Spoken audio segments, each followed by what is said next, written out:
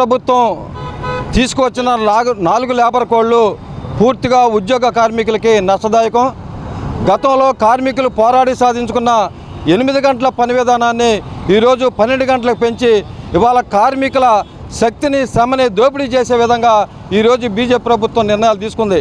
ఇది కార్పొరేట్లకు పూర్తిగా న్యాయం జరిగే చట్టం ఇది. అందుకే బీజేపీ ప్రభుత్వం ఇప్పటికైనా పునరాలోచించి ఈ 4 లేబర్ కోడ్లని రద్దు చేయాలని చెప్పేసి అనేది సిఐటిగా ఆల్ ఇండియా కమిటీ పిలుపులో భాగంగా ఈరోజు విజయవాడ నగరం సెంట్రల్ సిటీ ఆధ్వర్యంలో ఈ జీవో కాపీలను దగ్ధం చేయడం జరిగింది. ఇప్పటికైనా మోడీ ప్రభుత్వం పునరాలోచించి ఇవాళ కార్మికుల ప్రయోజనాల కోసం పనిచేయండి. ఇవాళ కార్మికులు ఓట్లేస్తే మీరు గెలిచారు, కార్పొరేట్లు ఓట్లేస్తే గెలలా. కాబట్టి ఇటువంటి చట్టాలను కానీ రద్దు చేయకపోతే భారతదేశంలో ఉన్న కార్మికులు ఉద్యోగులందరూ కూడా పెద్ద ఎత్తున ఉద్యమం చేపడతారని చెప్పినది ఈ సందర్భంగా హెచ్చరిస్తున్నాం. రాష్ట్రంలో చంద్రబాబు నాయుడు గారు ఒక అడుగు ముందుకు వేసి ఇవాళ రాత్రిపూట మహిళల షిఫ్ట్లో పనిచేయాలని చెప్పేసి అనేది జీవో జారీ చేశాడు. అంతేకాదు 8 గంటల పని విధానాన్ని 12 గంటలు పెంచి ఇవాళ కార్మికులకి రెస్ట్ లేకుండా వాళ్ళ ఆరోగ్యాన్ని పణంగా పెట్టి పనిచేయాలని చెప్పిన దాంతో ఇవాళ చంద్రబాబు నాయుడు వ్యవహరిస్తున్నారు.